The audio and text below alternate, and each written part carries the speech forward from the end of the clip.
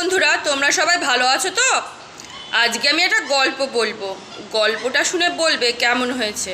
ভালো থাকবে আর খুশি খুশি থাকবে। গল্পের নাম সোনালী ময়ূরের গল্প। বোধিসত্ত্ব একবার ব্রহ্মদত্তের রাজত্বকালে ময়ূর বংশে জন্মগ্রহণ করেন। ময়ূর হয়ে সে সারাদিন বনে জঙ্গলে ঘুরে বেড়াতো এবং সন্ধ্যার পর পাহাড় চূড়ায় ফিরে ভগবান বুদ্ধের আরাধনা করতেন। ভোরে ঘুম ভাঙার পর তিনি সূর্য প্রণাম করতেন এবং তারপর খাবার মুখে দিতেন। ময়ূরটি দেখতে ছিল ভারী সুন্দর। গায়ের রং ছিল সোনার মতো উজ্জ্বল এবং টানা টানা গভীর কালো দুটি চোখ সবসময় চিকচিক করত। এক ব্যাধ একদিন শিকারের সন্ধানে আসে হিমবন্ত প্রদেশে। ব্যাধ ছিল অত্যন্ত পরিশ্রান্ত। হঠাৎ ব্যাধের নজর পড়ল গভীর ধ্যানে মগ্ন ময়ূররূপী বোধিসত্ত্বের দিকে। অপূর্ব ময়ূরটিকে দেখে চোখ জুড়িয়ে গেল ব্যাধের। বাড়ি ফিরে এসে একমাত্র সন্তান অপূর্বকে ময়ূরের কথা বলে ব্যাধ। এই ঘটনার কিছুদিন পরে রাজ্যের রানী খুব সুন্দর একটি স্বপ্ন দেখলেন। রানীর ঘুম ভেঙে গেল। তিনি মহারাজকে জাগিয়ে তুলে বললেন, আমি একটা সুন্দর স্বপ্ন দেখেছি মহারাজ।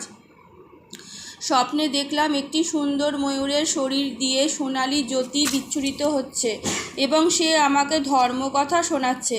রানী বলেন, ওই ময়ূরটিকে আমি দেখতে চাই। মহারাজ পরদিন রাজদরবারে এসে সভাসদদের বললেন মহারানী স্বপ্নের কথা। সভাসদেরা ঘোষণা করলেন, এই আশ্চর্য ময়ূরের খবর যে এনে দেবে তাকে পুরস্কৃত করা হবে। মন্ত্রীরা এই কথা নিজের মধ্যে পরামর্শ করতে লাগলো যে এই সোনালী ময়ূরকে কোথায় পাওয়া যাবে। আলোচনার পর তারা মহারাজকে বললেন, এই সোনার ময়ূর কোথায় পাওয়া যাবে তা ব্রাহ্মণেরা হয়তো বলতে পারেন। ব্রাহ্মণদের ডেকে পাঠালেন মহারাজ। তারা বললেন, আমরা এই ব্যাপারে কিছুই জানি না। ব্যাধেরা এইসব ব্যাপার জানতে পারে।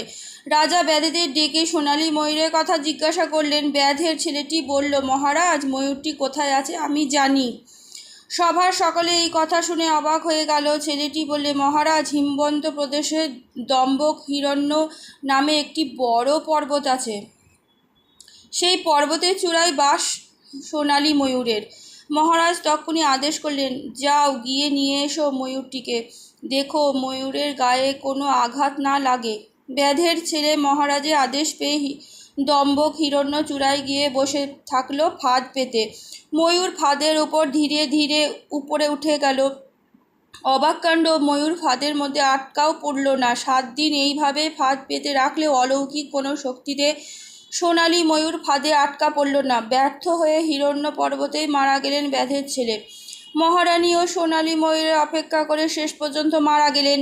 রাজা মহারানীর মৃত্যুতে শোকাহত হয়ে রাজ্যের দেওয়ালে একটা বাণী খোদাই করলেন, হিমবন্ত প্রদেশের দম্বক হিরণ্য পর্বতের চূড়ায় বসবাসকারী ময়ূরের মাংস যিনি খাবেন তিনি লাভ করবেন অমরত্ব।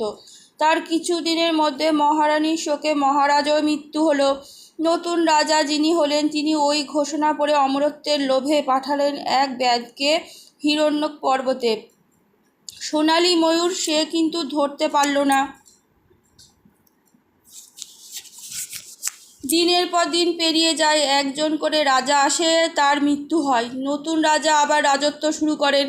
এইভাবে 7ম রাজা সিংহাসনে বসে। অত্যন্ত চালাক এক ব্যাধকে সোনালী ময়ূরের খোঁজে পাঠালেন হিরণ্য পর্বতের চূড়ায়। সুচতুর ব্যাধ চিন্তা করলেন, একাধিক ব্যক্তি এসে যখন ময়ূরটিকে ধরতে পারেনি তাহলে ময়ূরটি নিশ্চয় ঐশ্বরিক শক্তি আছে। তাই ভগবান বুদ্ধের উপাসনা করেন ব্যাধ। উপাসনায় সন্তুষ্ট হয়ে সোনালী ময়ূররূপী বোধিসত্ত্ব তখন ফাঁদে ধরা দেন।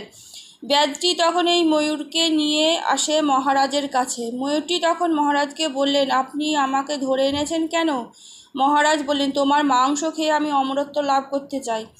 ময়ূর বললেন, মহারাজ আমায় আপনি মারলে আমি তো মৃত্যুবরণ করব। মহারাজ বললেন, তাতে তো কোনো ক্ষতি নেই। ময়ূররূপী বোধিসত্ত্ব বললেন, মহারাজ আমার যদি মৃত্যুই হয় তাহলে আমার মাংস খেয়ে আপনি কীভাবে অমরত্ব লাভ করবেন?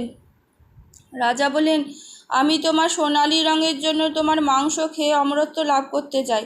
সোনালী ময়ূররূপী বোধিসত্ত্ব বলেন, বহু বছর আগে আমি এই নগরের রাজচক্রবর্তী ছিলাম। তখন আমি প্রচুর দান ধ্যান করেছি, তাই আমার গায়ের রং সোনালী।